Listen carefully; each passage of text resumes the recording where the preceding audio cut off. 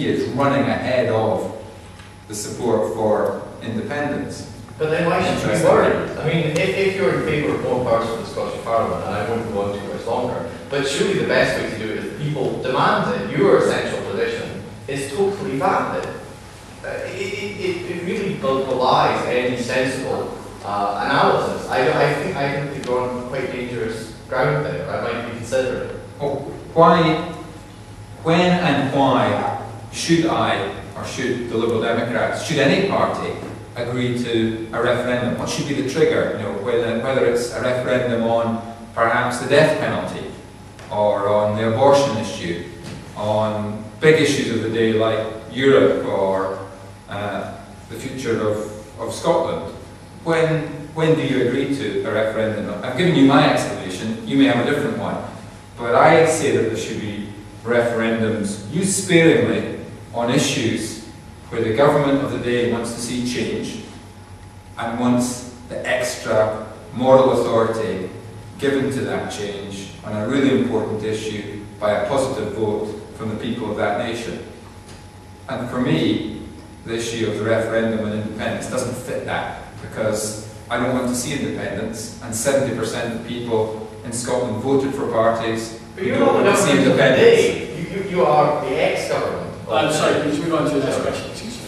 Well, just on that point, I represent the views of the Liberal Democrats in Scotland, and along with the other parties who oppose independence, we represent about 70% of the Parliament. The government, remember, in this case, when the government would like to see a referendum, it's its entitlement to see a referendum. The government of Scotland represents around about 30% of the people of Scotland. The really unusual thing, unique in Scottish terms, is that we have a minority government, and that minority government, I don't believe, should be able to rule unfettered. It shouldn't get its own way all the time. It is a minority. Yeah.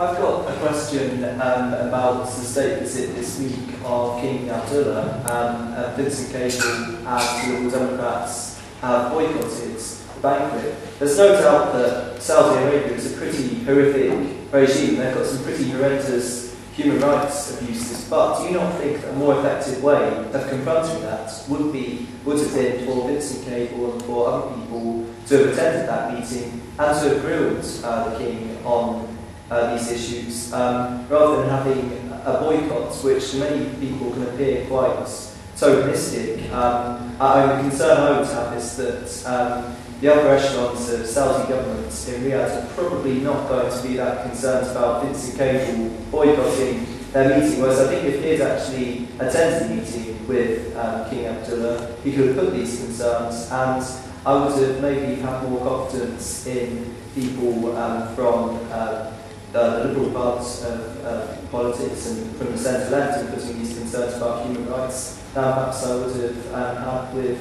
the royal family or the Conservative Party. Well, these are sometimes difficult judgments, but I mentioned earlier the apartheid regime in South Africa, and as well as many students campaigning on this issue across the UK at that time, there were many governments, not sadly our Conservative government at that time, but there were many governments who were introducing sanctions, who were taking action to boycott the South African regime. And in that case, it was very clear that the ANC and other campaigners in South Africa wanted to see that boycott, wanted to see that protest. They were calling out for it. Similarly, just last week, one of the Burmese democracy representatives was sitting in the gallery in the Scottish Parliament. Alex Salmond had just written to Zimbabwe and Iran and Burma asking for their support for Scotland's involvement in the non-proliferation treaty discussions that are due to take place in 2010. That anti-democracy campaigner in Burma said that rather than writing chatty letters to the General or to Robert Mugabe, he should have been focusing on bringing democracy to those countries. And I tend to agree with that. And similarly, you have to reach a judgment in relation to Saudi Arabia. With a nation like that, how do you most forcefully make clear your opposition. You can go along with banners, you can unfurl them, you can shout or disrupt a meeting, or you can boycott it. You know Vince Cable has boycotted it. The reason you know is that he received huge coverage in the media. He was on Newsnight last night, he's been on every BBC report, he's been in every newspaper today because of the stance that he's taken. And rather than being critical of him, I'm quite proud of the stance that he's taken and the coverage that he's received for it, because I think in a dignified way he's shone a light on the evils of that regime in a very effective way. Very sad.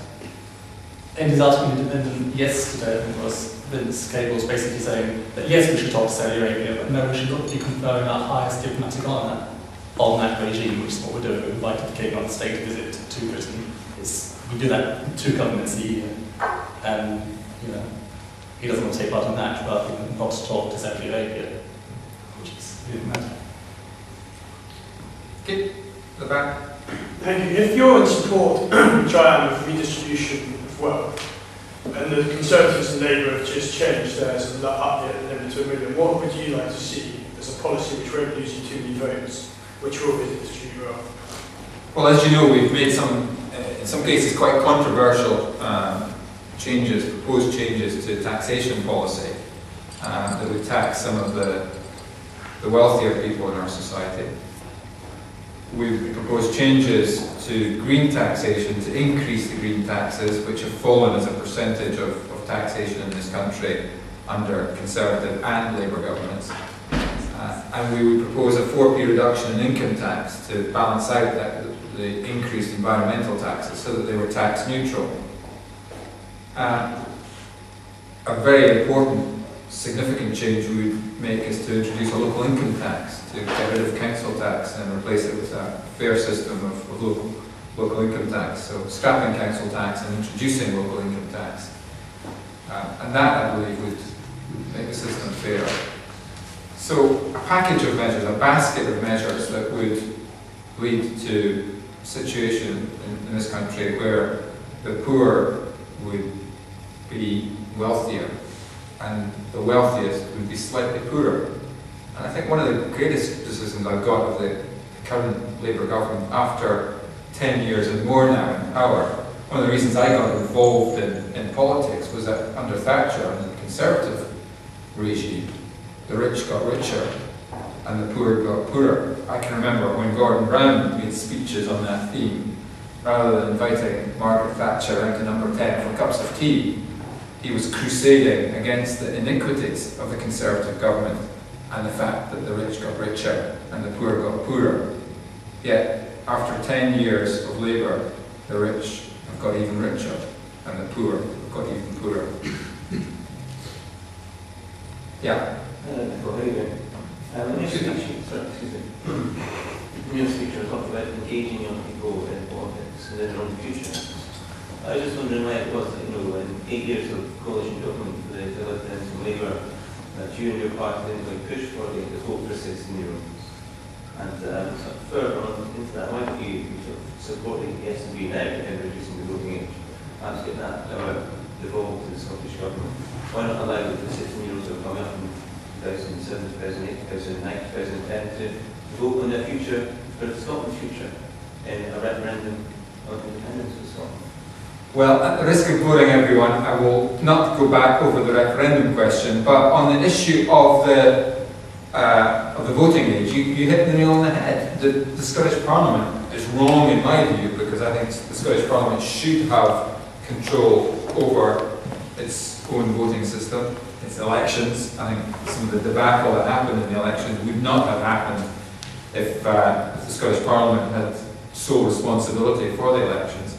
I think responsibility should be devolved from Westminster to Scotland, and young people should be given the vote at the age of 16. But under the current settlement, under the current reserved, devolved system that we have, that power rests with Westminster. And the truth of the matter is this: if we're going to see further change, if we're going to see a stronger Scottish Parliament, if we're going to see a more powerful Scottish Parliament, if we're going to see some of the changes that you would like to see and that I would like to see, that would come